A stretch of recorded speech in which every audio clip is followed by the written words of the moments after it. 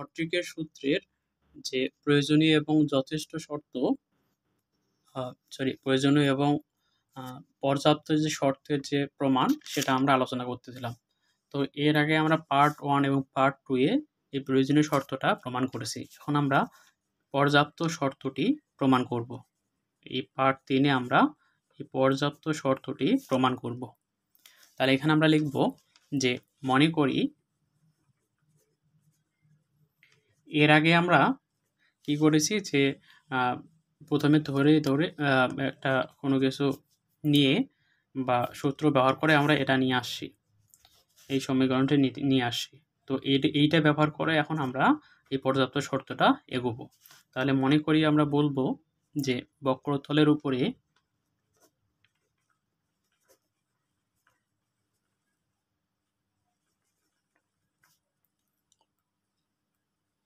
একটি বক্ররেখা আছে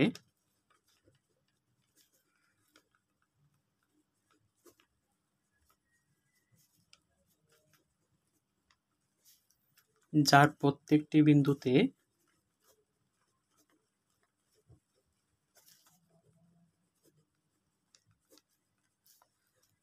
dn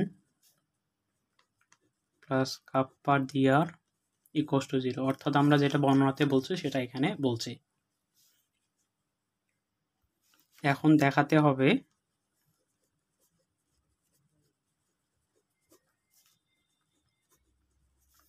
বক্ররেখাটি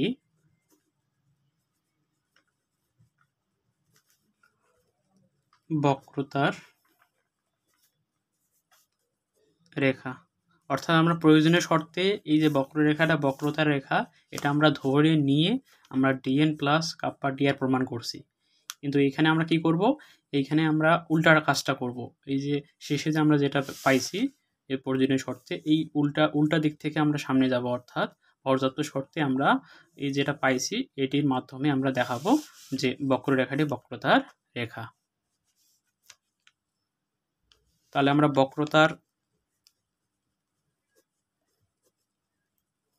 বক্ররেখা বরাবর আমরা পেয়েছিলাম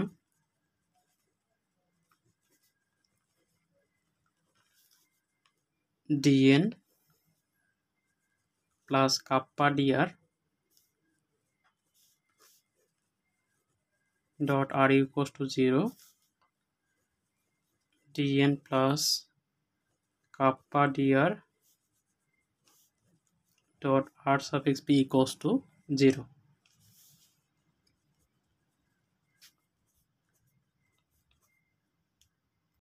এটি আমরা আগে পেয়েছিলাম। যদি u, v বিন্দুতে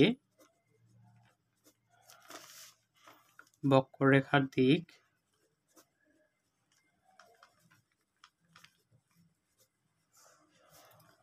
du ডট dv হয় তবে আমরা পাই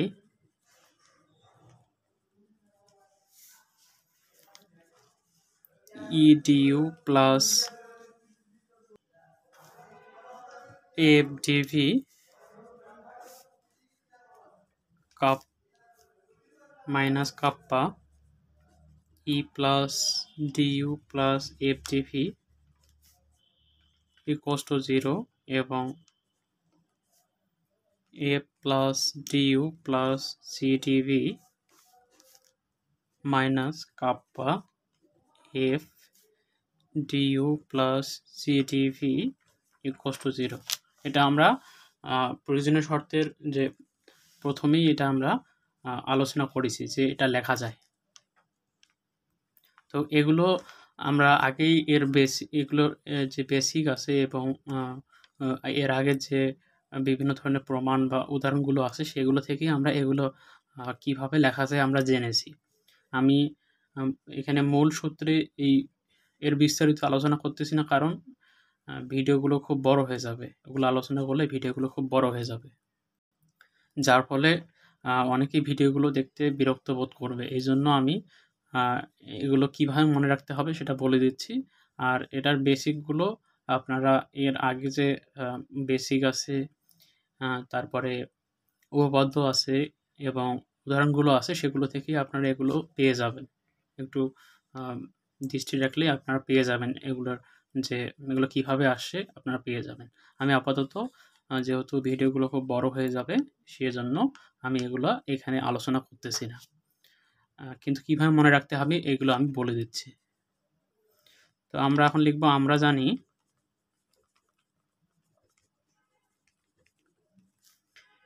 প্রথমেই লিখছি যে dn plus kappa dr equals to 0। এখন এখানে আমরা কাজ করব কি dnটাকে রাখবো এবং কাপ্পা dr প্লাসটা পার হলে মাইনাস হয়ে যাবে, এটাকে পার করাই দেব। এরপরে এখন আমরা এখানে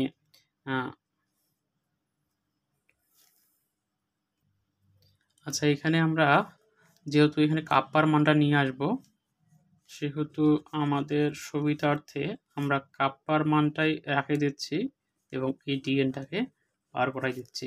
dnটা পার হয়ে গেলে এদিকে মাইনাস হয়ে যাবে। তো কাপ্পা dr সমান আমরা আগেই বলেছিলাম যে dr সমান হবে আমাদের r suffix u du plus r suffix v dv এবং এখানে dn সমান হবে n suffix u du plus n suffix v dv। এটা সাফিক্স হবে না, এটা গুণ অবস্থায় dv। আমরা এখানে ভেক্টর চিহ্নগুলো দিয়ে নিলাম। এখন আমরা উভয় পক্ষে এই r suffix u du plus r suffix v dv দ্বারা ডট গুণন করে দেব। যে কাপ্পা আমাদের আছে কি r suffix u du plus r suffix v dv, এটি আমরা আবার লিখে ডট গুণ করে দিব। উভয় পক্ষে আমরা করব du plus r suffix v dv, এদিকে হবে মাইনাস n সাফিক্স u থেকে যাবে n suffix u du plus n suffix v dv এবং আমরা ডট গুণন উভয় পক্ষে কি করতেছি r suffix u du plus r suffix v dv। আমরা উভয় পক্ষে ডট গুণন করে দিয়েছি, যদি কাটাকাটি করি তাহলে উভয় পক্ষে এই দুইটা কাটা যাবে, সেহেতু আমরা উভয় পক্ষে ডট গুণন করতেই পারি। এখন এখানে একটু আমরা কাজ করব যে আচ্ছা ভেক্টর চিহ্নগুলো দিয়ে নিই। আমরা এখন এই যে দুইটি ভেক্টর আছে এই দুইটি ভেক্টর আমরা ডট গুণন করে দেব। তাহলে ডট গুণন করলে এখানে কি আসবে, এই প্রথমটা r সাফিক্স u du, আচ্ছা r suffix u square du square plus এখানে কি হবে, এখানে r suffix u du into r suffix v dv plus r suffix v r suffix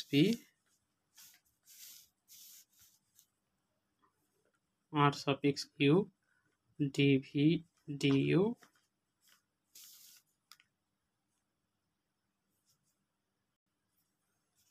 এখানে একটু বলে রাখি, এখানে অবশ্যই এই ডট চিহ্নগুলো দিতে বলবেন না।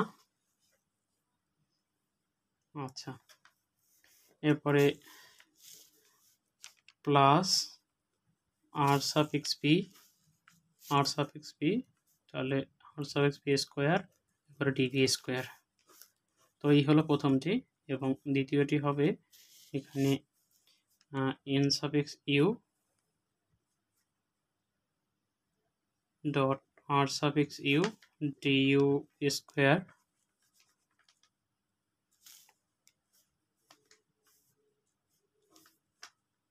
Plus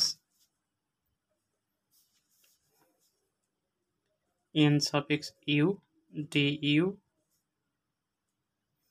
dot r suffix v dv plus n suffix v dv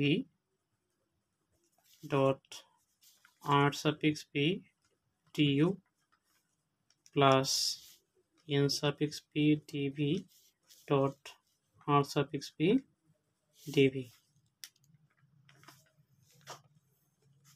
তাহলে এখানে লিখতে পারবো আমরা কাপ্পা আর সাফিক্স ইউ স্কোয়ার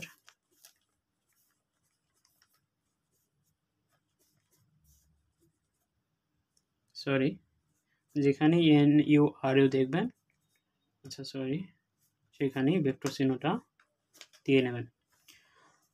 আর suffix u square plus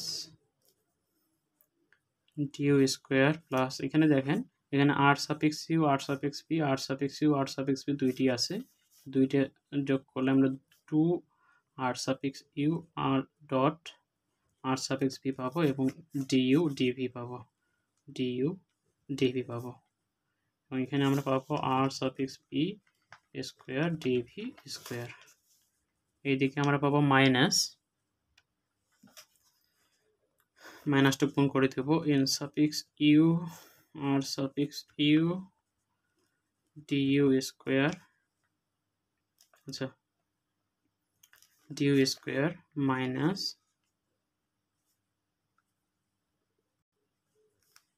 n suffix u dot r suffix p du dv minus n suffix v r suffix v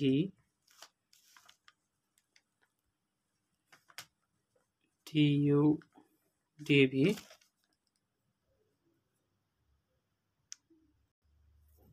এখানে যেহেতু আমাদের এই দুইটি গুণ করলে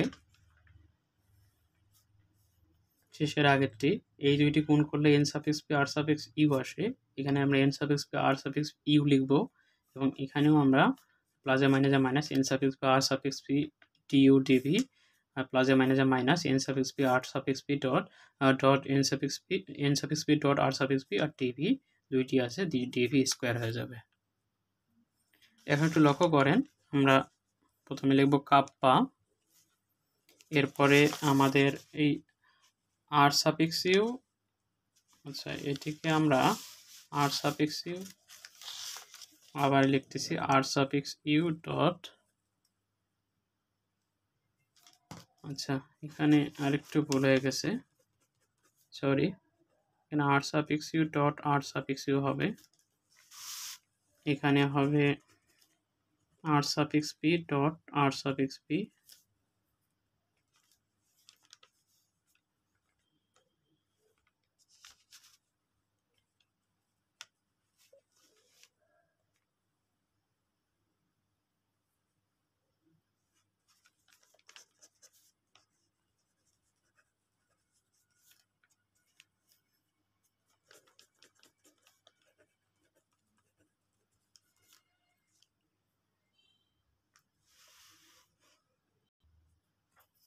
এখন আমরা এখান থেকে লিখতে পারবো, একবারে লিখতেছি যে কাপ্পা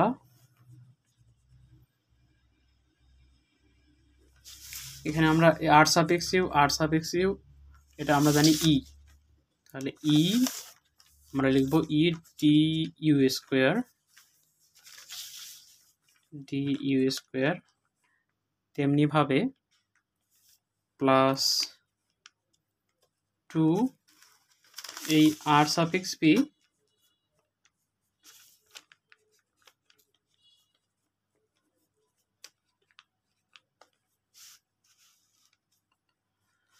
এই আর সাফিক্স ইউ এবং আর সাফিক্স ভি সমান আমরা জানি এফ, তারপর এফ এর সাথে d u d v, F d u d v, এরপরে প্লাস আমরা r suffix p equals to জানি জি, তাহলে G DV square, C D V square equals two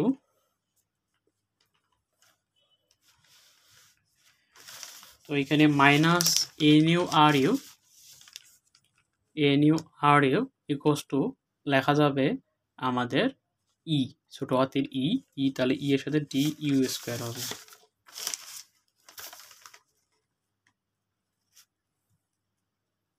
ই ডি ইউ স্কোয়ার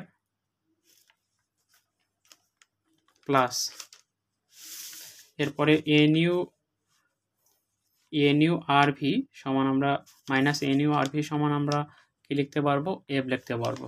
এবার এখানে দেখেন যে এন ভি আর ইউ এটা সমানও আমরা এফ লিখতে পারবো, কারণ এফকে আমরা দুইভাবে লিখতে পারি, এটা আমরা দেখছিলাম। তাহলে এখানে আসবে প্লাস, এখানে আসবে এফ ডিউ ডিভি, এখানে আসবে এফ ডিউ ডিভি, তাহলে plus F du dv plus F du DV.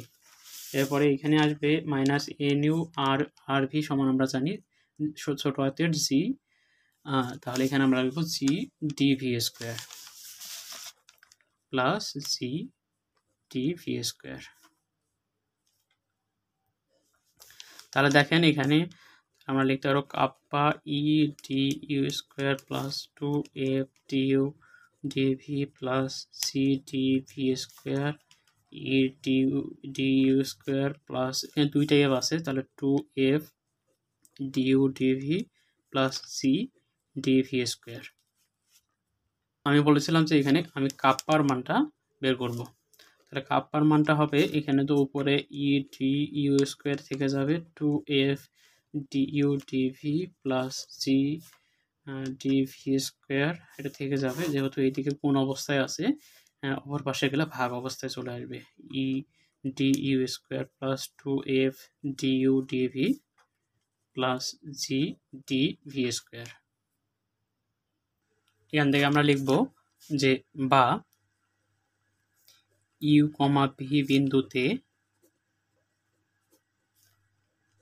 Due dv দিক বরাবর, এটা আমরা প্রমাণ করলাম যেহেতু বরাবর কে হবে আমাদের এখানে অবিলম্ব বক্রতা, আর কে আমরা জানি যে এটা হচ্ছে অবিলম্ব বক্রতা। আবার লিখব যে সুতরাং বক্ররেখার প্রত্যেক বিন্দুতে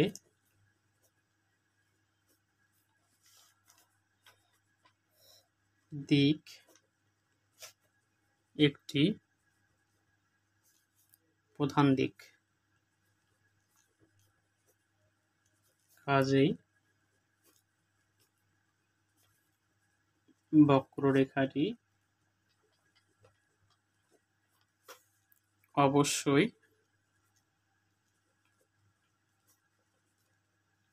বক্রতলের উপর বক্রতার রেখা হবে। তো আমরা পর্যাপ্ত শর্তে এটাই আমরা প্রমাণ করতে চেয়েছিলাম। তো এইটুকু আমি একটু বুঝাই দিই যে এইটুকু বোঝার জন্য আপনাদেরকে একটু বইয়ের সামনে আমি একটু দেখাই। আমরা বেসিকে দেখেছিলাম যে এরকম একটা কোশ্চেন ছিল যে এটা যদি প্রধান বক্রতার প্রদান করে একটা সমীকরণ, তাহলে আমরা এই ইউভি বিন্দুতে প্রধান বক্রতার সমান কাপ্পা এন এইটুকু মান পাই। এইটাই আমরা কিন্তু আমাদের যে সূত্র, সেই সূত্রে কিন্তু এই কাপ্পা এনের মানটাই নিয়ে আসছি। তাহলে এই কাপ্পা এনের মানটা কিন্তু এটি নির্দিষ্ট একটা মান, যেহেতু আমরা এই মানটাই পেয়েছি, সেহেতু আমরা বলতেই পারবো যে ইউভি বিন্দুতে, এবং ওইটি কী ছিল আমাদের ইউভি বিন্দুতে ছিল প্রধান বক্রতা, তাহলে ইউভি বিন্দুতে ডিউ ডিভি দিক বরাবর কে অবিলম্ব বক্রতা। তাহলে এখানে এই যে কেটা আমরা অবিলম্ব বক্রতা জানি, এবং এই কে এর মানটা এটা নির্দিষ্ট একটা মান, সেটা আমরা নিয়ে আসি। আমরা বলতে পারবো বক্ররেখার প্রত্যেক বিন্দুর দিক একটি প্রধান দিক, যেহেতু এখানে প্রধান বক্রতাকে আমরা কাপ্পা দ্বারা প্রকাশ করি বা কাপ্পা এন দ্বারা প্রকাশ করি। আমরা যে এখন যে কোশ্চেনটি দেখলাম, সেখানে আমরা দেখলাম যে ইউ কমা ভি বিন্দুতে প্রধান বক্রতা কাপ্পা এন। তাহলে এখানে আমাদের এই যে প্রধান বক্রতা কাপ্পা এন, এটিরই সমান হলো এখানে এই কাপ্পা, যেহেতু এখানে এই কাপ্পাটা দ্বারা আমরা প্রথমেই বলে দিছিলাম যে এই কাপ্পা এখানে হলো অবিলম্ব বক্রতা নির্দেশ করে, আর এই কাপ্পাটা অবিলম্ব বক্রতা নির্দেশ করে, এটা হচ্ছে প্রধান বক্রতার কাপ্পা এন এর সমান। এবং একই। যেহেতু এটা প্রধান বক্রতার কাপ্যায়নের একই, তাহলে এই বক্ররেখার কোনো একটা সমতলের বা কোনো একটা তলের উপর যদি একটা রেখা এই যে এই প্রধান বক্রতার যেহেতু প্রধান বক্রতার যে সূত্র সেটিকে যেহেতু নিয়ে আসতেছে বা সেদ্ধ করতেছে, সেহেতু এটা হবে আপনার প্রধান প্রত্যেক বিন্দুতে একটি প্রধান দিক। সেহেতু আমরা বলতেই পারবো যেহেতু এটি একটি অভিলম্ব বক্রতা বা এই কেটি যেহেতু একটি অভিলম্ব বক্রতা নির্দেশ করতেছে, সেহেতু আমরা বলতেই পারি যে এখানে যে আমরা বক্ররেখাটা এখানে নিয়েছিলাম, অর্থাৎ আমরা যে r = r of u, v দেখাই দিই আমি। এখানে r = r, u, r of u, v এই বক্রতলের উপর r of s যে আমরা একটা বক্ররেখা এই যে একটা রেখা নিয়েছিলাম, এটা অবশ্যই একটা বক্ররেখা হবে। কেন? কারণ এইখান থেকেই আমরা পেয়েছি যে এইখানে এই কাপ্পা এনটা হলো যেহেতু আমাদের এখানে অভিলম্ব বক্রতা, তার মানে এটা কি একটা বক্ররেখায় যেহেতু একটা অভিলম্ব বক্রতা, এই বক্রতা যেহেতু হয় সেহেতু আমরা বলতেই পারবো যে এখানে যে আমরা রেখাটা পাবো সেটা হবে বক্রতার রেখা। যেহেতু বক্রতার দ্বারাই আমরা বক্রতাকে প্রকাশ করতে পারি, যেহেতু এখানে কেটাকে আমরা অভিলম্ব বক্রতা নিয়ে আসতে পারছি, সেহেতু এটাকে আমরা বক্রতার রেখা বলতে পারবো। এটি হলো আমাদের সেই রড্রিকের যে সূত্র সেটির পর্যাপ্ত শর্তের প্রমাণ।